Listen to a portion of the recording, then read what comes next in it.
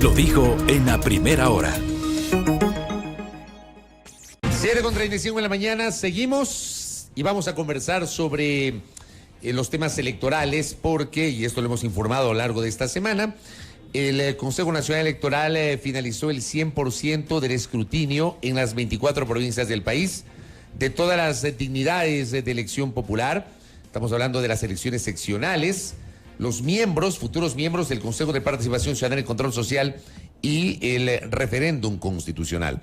Evidentemente, luego de cerrado el escrutinio, se abren estas etapas de impugnación que son presentadas ante Junta Electoral y luego vienen pues los otros pasos, si así lo consideran los sujetos políticos, ante Consejo Nacional Electoral y luego ante Tribunal Contencioso Electoral. Esos son, digamos, los pasos que se siguen luego de la finalización del conteo de votos. Un escrutinio que no estuvo exento de la polémica.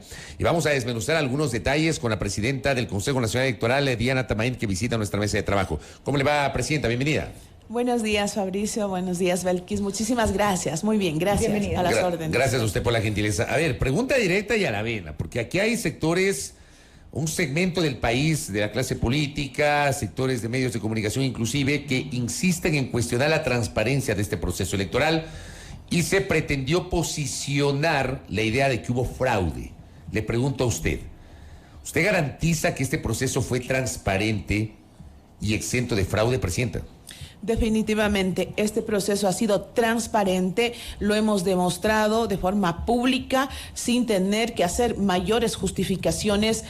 Si vemos que son 3 procesos electorales que nosotros hemos llevado, primera vez en la historia del Ecuador, en la historia democrática, que la función electoral o el CNE tiene esta gran responsabilidad de trabajar y de cara a la ciudadanía, rindiendo cuentas día a día junto a las organizaciones políticas, junto a la cooperación internacional, junto a las organizaciones sociales y haciendo simulacros, haciendo partícipe de todas las actividades a quienes querían ser parte de aquello, siendo muy abiertos con la prensa, sin hacer absolutamente nada a puerta cerrada, asumiendo nuestros errores, si es que eso tenía que hacerlo, corrigiéndolos a tiempo, porque para eso sirve todo un año preelectoral, para llegar con el 100% cumplido en los procedimientos, los reglamentos a las elecciones. Y eso es lo que ha pasado. Más allá de las dificultades, si vamos a hablar del caso Guayas, los votos se contaron públicamente. Si hubo alguna duda de algunas actas que ya fueron recontadas y que ya estaban procesadas, se volvió a cero y se contó voto a voto. Es el caso Guayas es el que termina generando la duda. Y la duda se genera a partir justamente de una alerta que el vicepresidente del Consejo Nacional Electoral a su vez hace pública, primero a medios de comunicación, señalando que dentro de las propias instalaciones del Consejo Electoral en Guayas había un centro de cómputo paralelo. O alterno. O alterno. Y ahí es donde se genera la duda, presidenta. Y ahí, si me permite acotar, yo diría cómo confiar en esa transparencia a la cual usted hace referencia, porque quizá eso sea lo que muchos ciudadanos se están preguntando. ¿Cómo pueden las autoridades decir que en efecto hubo transparencia en el proceso cuando ha sido una misma autoridad del Consejo Electoral la que hizo pública esta denuncia? ¿Qué fue lo que sucedió en Guayas? Bueno, primero el rechazar que no hay ningún centro de cómputo paralelo, porque cuando decimos centro de cómputo suena a que el sistema de escrutinios del Consejo Nacional Electoral fue afectado y que se estaba trabajando por ahí con algunos números, la intención de cambiar resultados, lo cual no existe. Lo que se encontró, lo que el vicepresidente encontró, es un grupo de gente imprimiendo actas de reconteo que tienen que ser procesadas una vez que la Junta Provincial Electoral autoriza la apertura de las urnas, porque hay inconsistencias, que eso siempre lo existe, y se hace un recuento del voto a voto, se llenan nuevamente las actas y se sube a la publicación de esta información. Entonces, eso es lo que se encontró. Ahora lo puedo decir porque yo no estuve en el lugar de los hechos, pero una vez que he ido por allá y de lo que ha contado el vicepresidente públicamente, eso es lo que hace. Centro de cómputo no, que habían actas impresas de recuento. Eso es verdad. En este momento la Fiscalía está investigando y veremos para qué se utilizó, qué sirvió, porque si eso hubiese sido enfocado a cambiar la tendencia de, como se habló, de los resultados del referéndum, no habría afectado porque no estaban manipulando la información interna, la del procesamiento de resultados. Lo que se vio es la impresión de actas y que ya están en manos de la Fiscalía. O sea, usted insiste, no era un centro de cómputo paralelo.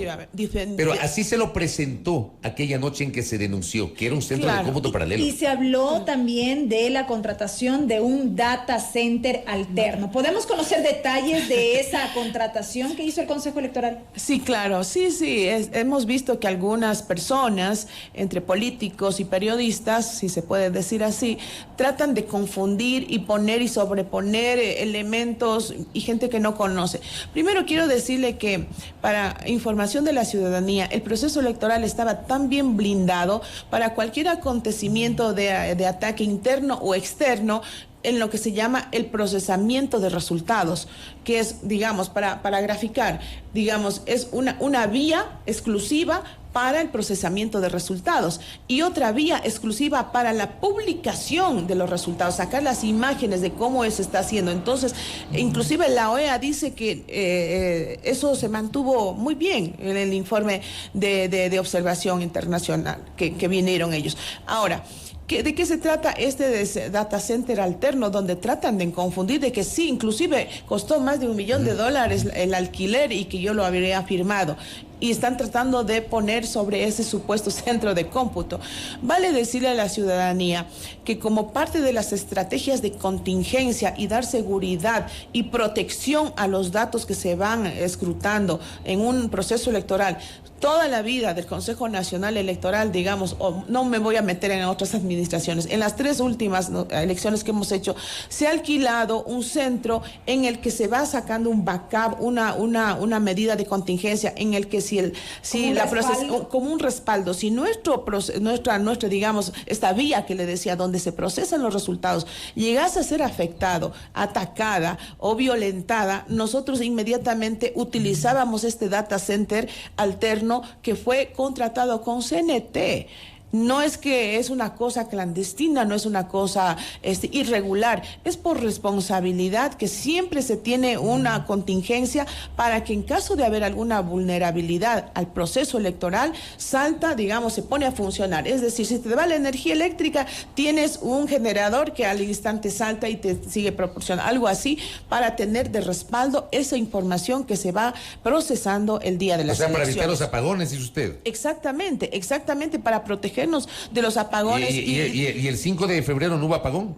Definitivamente que no. Pero hubo unos problemas. Tarde-noche. Claro. Lo que sucedió es, a ver, ahí hay un antecedente, que el sistema se volvió lento, pero nunca dejó de transmitir. El sistema sí se volvió lento, sufrió alguna intermitencia, pero el procesamiento de resultados no, la publicación de los resultados. Pero inclusive la publicación de resultados tiene una explicación.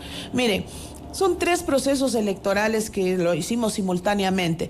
Eso significa que en las horas pico, entre las 7 de la noche, que nosotros habíamos dicho que ya van a empezar a mirarse las primeras actas, hasta las 9, casi 10 de la noche, en ese periodo de 2 horas, de 7 a 9, se empezaron a procesar y ingresaron alrededor de 500,000 actas, que son imágenes que se van escaneando de todas las dignidades. Solo en la consulta popular o en el referéndum teníamos 8 actas que las juntas receptoras del voto tenían que llenar y subir, escanear y subir esas imágenes. Entonces, imagínense, y además de eso, en el pico entre las 7 y 8:30 de la noche, tuvimos entre el aplicativo en el celular y en la página web 30 millones de visitas. ¿Eso no se había previsto, Presidenta, en los simulacros? Hubo 2 simulacros nacionales que se implementaron precisamente para hacer los correctivos necesarios de todo el proceso como tal. ¿Eso no se había previsto? Claro que estaba previsto, por eso el data center alterno, hicimos pruebas de carga, pero en un simulacro no podemos hacer el ejercicio de que 30 millones de personas se conecten en ese mismo momento y ver cuál va a ser la carga.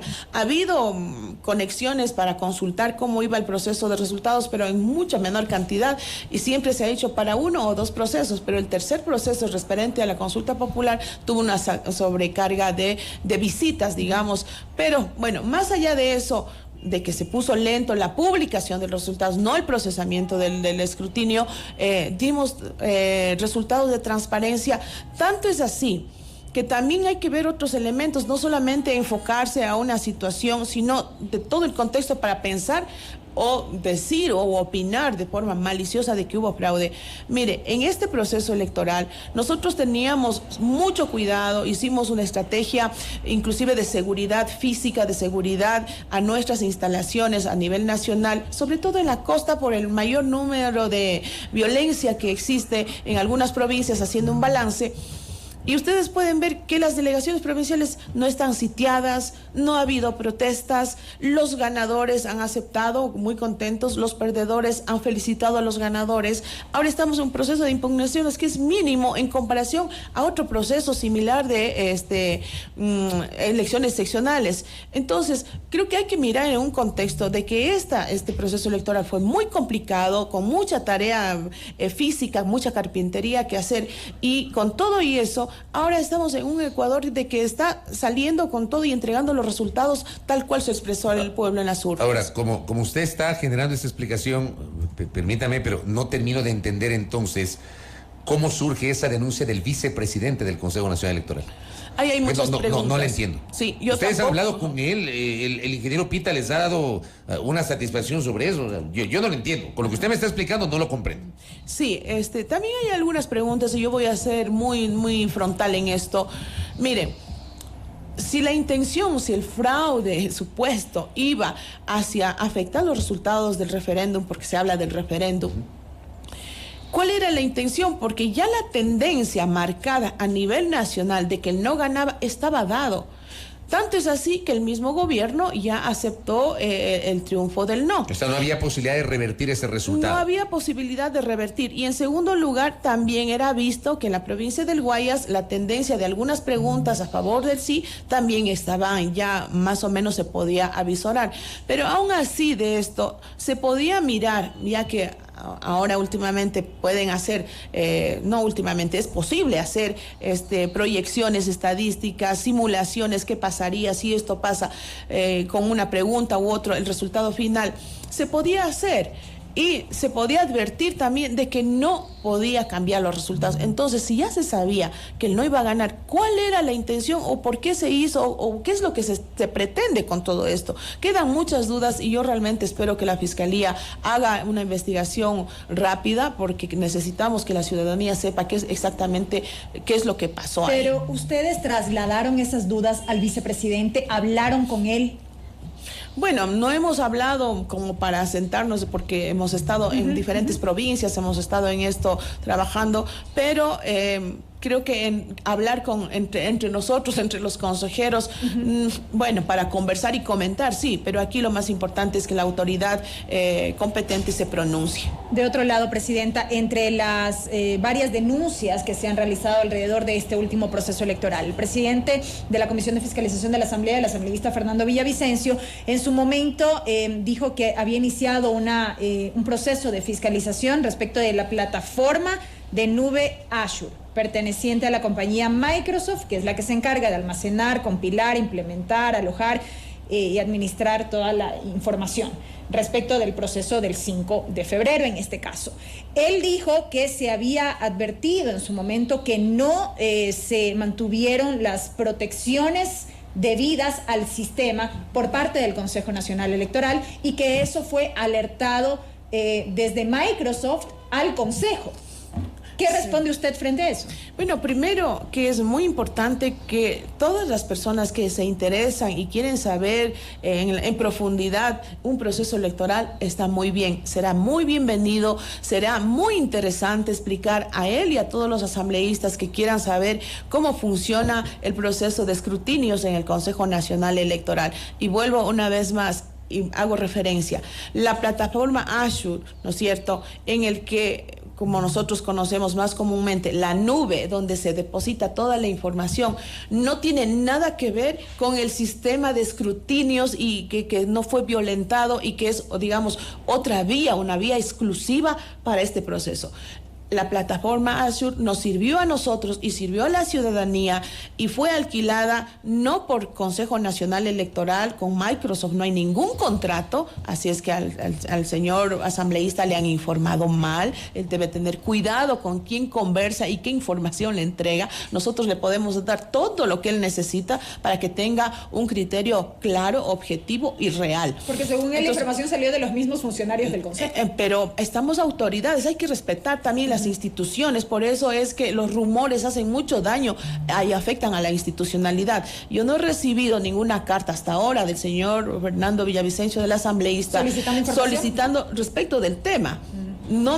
Estaremos gustosos de entregarle y que trabaje y que converse y que le expliquen los técnicos de sistemas de cómo funciona el proceso electoral. Sí tenemos ese servicio de Azure, pero es donde nosotros subíamos, el acta se escaneaba desde el mismo de los recintos electorales, inmediatamente en tiempo real se guardaba en este repositorio digital, en esta nube, para que las organizaciones políticas, los medios de comunicación y cualquier ciudadano que pedía acceder a esa nube para descargarse las imágenes de las actas que fueron escaneadas y hacer un control manual o como puedan hacer y vayan siguiendo, y lo que sube en la nube se va publicando y se va generando en la plataforma, en la página web o en el dispositivo del teléfono, en nuestro aplicativo CNE App, para que hagan inclusive reclamaciones desde que había diferencias. Era ese servicio, nada más, no tiene nada que ver con el proceso de cómputo de los resultados para proclamar ganadores o perdedores de una contienda electoral. O sea, totalmente falso. Y segundo, para no olvidarme, jamás nosotros recibimos una comunicación de Microsoft advirtiéndonos de alguna situación que teníamos que tomar medidas. O sea, es falso, perdón que le interrumpa, es falso lo que dijo, por ejemplo, el ex candidato al Consejo de Participación Ciudadana y Control Social, Juan Esteban Guarderas, que además viajó a Bruselas, a la Unión Europea, a presentar una denuncia de fraude. Él dice: Microsoft les avisa al CNE que hay usuarios irregulares que no pasaron los controles y que son usuarios con privilegios que pueden modificar la información, que el CNE habría ignorado las alertas de Microsoft y que el fraude estuvo allí, dice el señor Guarderas. Mire, esas declaraciones yo creo que hay que tomarlo con mucha... ¿Cuál es la intención en desinformar? O sea, esas declaraciones hacen muchísimo daño, son falsas, carecen de conocimiento real de cómo funciona un proceso electoral. Nosotros, como autoridades electorales, tenemos que sentarnos, conversar con los especialistas, con los ingenieros informáticos, con los programadores para que nos expliquen cómo funciona. Y si no ha hecho ese ejercicio con total ignorancia sobre el tema, hace esas declaraciones antojadizas que inclusive pueden generar conmoción social, y eso es lo que está generando dudas a la ciudadanía. Y creo que hay que ser muy responsables. Yo no sé cómo con esa actitud pretenden ser autoridades de control y bueno, más allá de eso. ¿No hubo entonces totalmente falso? No hubo esa carta porque nosotros no firmamos ningún contrato con Microsoft, firmamos con CNT y CNT en muchos casos subcontrata esos servicios. CNT sí hace estos ejercicios, tanto en los simulacros como en las pruebas técnicas que se hace, sí nos advierten de decir, tienen que hacer estos ajustes, aquí faltó, por este lado pueden tener vulnerabilidades, para eso son, pero eso no significa que no se hayan tomado las medidas correctivas.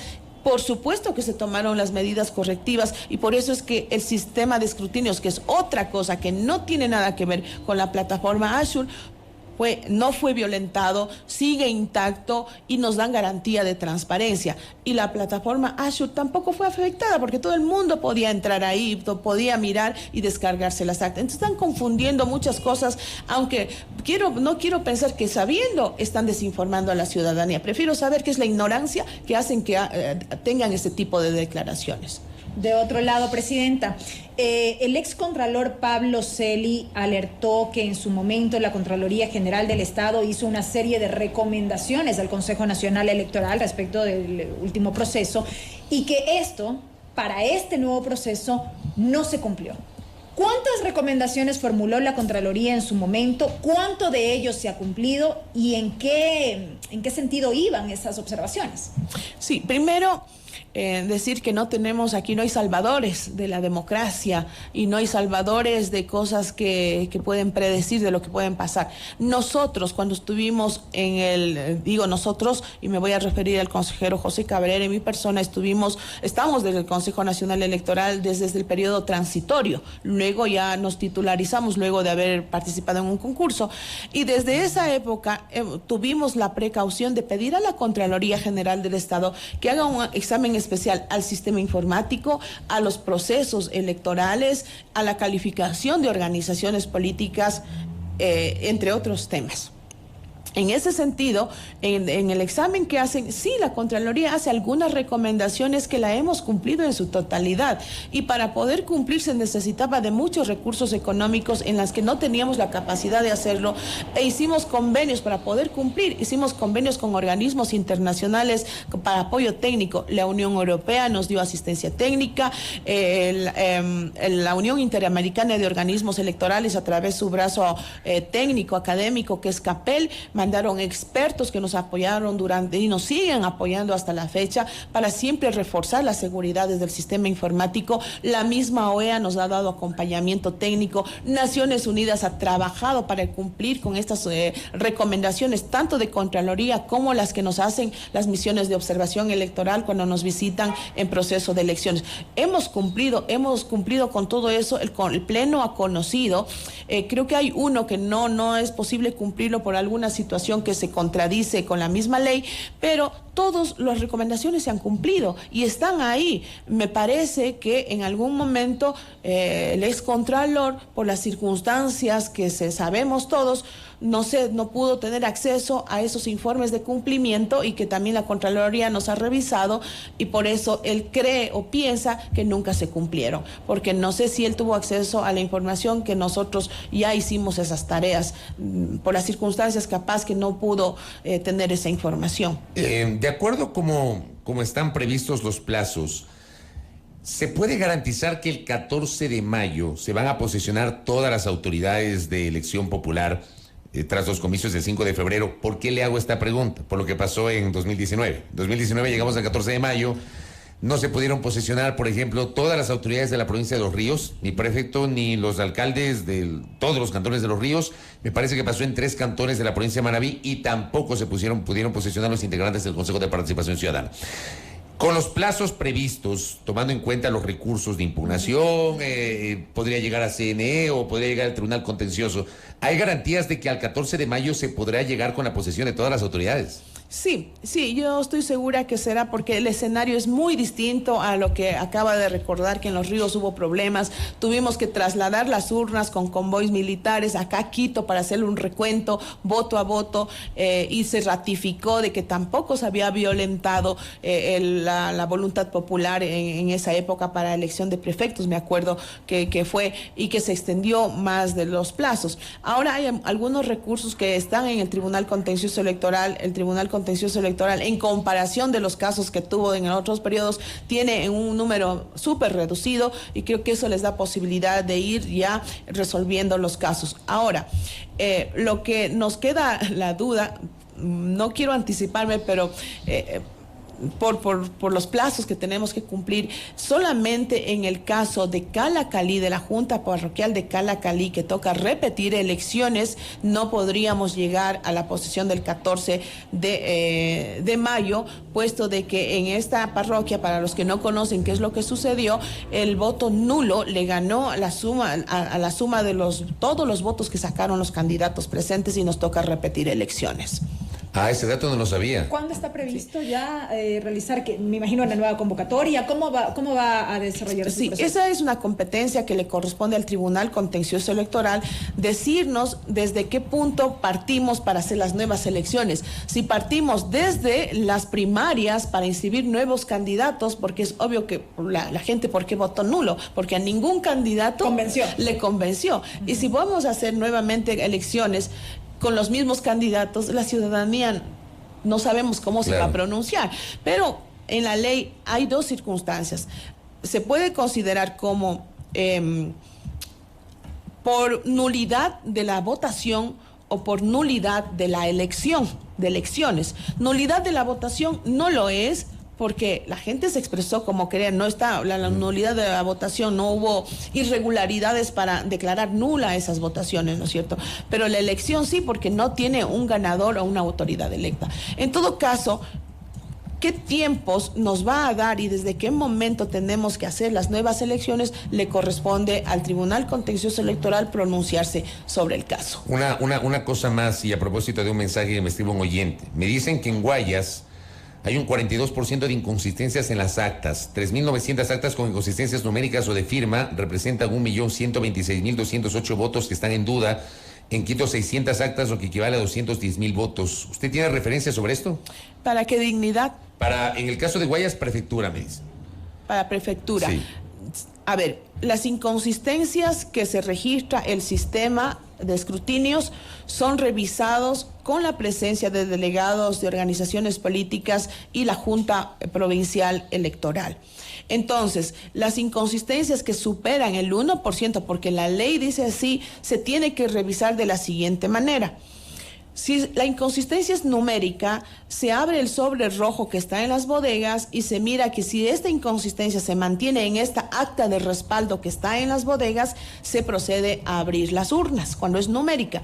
Y si es que en el sobre rojo, digamos que está ahí sí cuadran los números, sí está bien elaborada el acta, se sube esa acta que fue generada en la misma junta receptora del voto y se subsana las inconsistencias.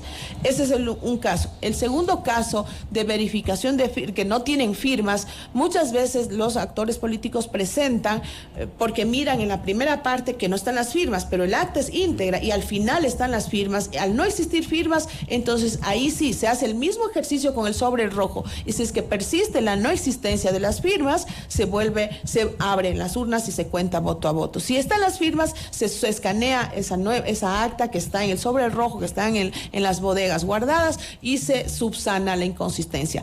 Habría que ver de todo lo que dice, porque sí nos ha pasado y yo no tengo esa información, entonces yo no puedo decir si es cierto o es mentira.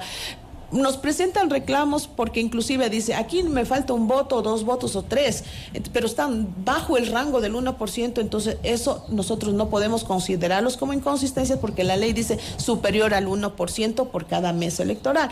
Entonces muchas veces, no quiero decir que ese es el caso del Guayas porque no lo he visto, algunos casos que han conversado conmigo, han ido al CNE, se les explica a los actores políticos, se les dice, sí, aquí no cuadra por 1 voto o 2 votos, pero está bajo el rango del 1%, por lo cual el sistema no lo identifica como inconsistente. Habría que ver si es que todas esas actas cumplen con estos requisitos que la ley te dice, por estas razones tienes que contar voto a voto. Si esas fueran el caso, se tendría que contar voto a voto. ¿Pero es el 42% o no? No lo sé, por eso yo tendría que mirar en el sistema cómo está, exactamente a qué se refieren, porque le digo, es esto lo que sucede, que las organizaciones políticas presentan. Yo tendría que verificar si efectivamente, pero de lo que yo recuerdo de las inconsistencias para dignidades de elección popular, ninguna de ellas ha llegado a un porcentaje tan alto de inconsistencias. Hemos llegado a lo más alto, 15%, en algunos casos 20%, pero nunca superado de aquello. Tendría que ver el caso de Guayas para decir qué es lo que está pasando. Presidenta, brevemente no quiero dejar pasar lo siguiente y preguntar, ¿qué ha pasado con los informes económicos de las organizaciones políticas respecto de las elecciones presidenciales pasadas? ¿Por qué? Porque se ha hecho pública esta denuncia de que supuestamente hubo financiamiento por parte de la mafia albanesa en la campaña del hoy presidente de la República, Guillermo Lasso. Sobre eso, varios actores exigen al Consejo Nacional Electoral que se transparente la información. Sí, bueno, nosotros tenemos como plazo 2 años para poder analizar cuentas de campaña. Imagínense cuando son de candidatos seccionales, tenemos más de 60,000 candidatos y los expedientes se traducen en el gasto electoral que tienen cada uno de ellos, y hay que tener mucho cuidado. Y también la ley a nosotros nos prohíbe dar información hasta que no se haya analizado y tengamos un informe. Incluso hay un plazo en el que nosotros dentro de estos 2 años tenemos que analizar y de ser necesario pedir que se complete la información. De haber alguna duda, se resuelve esto y se les da 15 días para que subsanen cualquier inquietud que la autoridad electoral puede tener respecto a sus informes que presentaron las organizaciones políticas. Luego de ello ya se puede decir que el informe está concluido y ahí sí nosotros podríamos dar información a cualquier persona, a cualquier actor político que quiera conocer de cómo fueron los informes de campaña. ¿Y qué pasa con las denuncias que fueron presentadas ante la Fiscalía hace pocas semanas sobre supuesto financiamiento irregular de algunos candidatos? ¿Ustedes pueden tomar nota de eso en este momento o les corresponde esperar a que se proclamen los resultados? Mire, si se habla de fondos ilícitos, ya no es una infracción electoral, es un delito que tiene que ser procesado por la justicia común, no como una infracción electoral. Eso ya nosotros, la autoridad electoral no puede intervenir en una investigación que ya ha iniciado la Fiscalía. Lo que sí podemos hacer es cruzar información y nosotros, en el caso de tener algunas sospechas, alertas que llamamos, podemos contribuir para entregar esa información a Fiscalía para que cumpla con su misión de investigar un delito.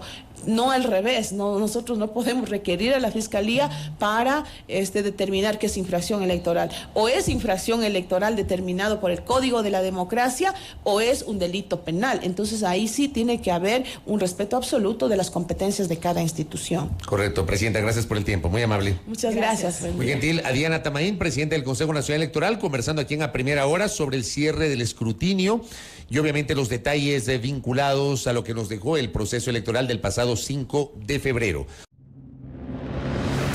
Primera plana. Todas las noticias, todas las voces.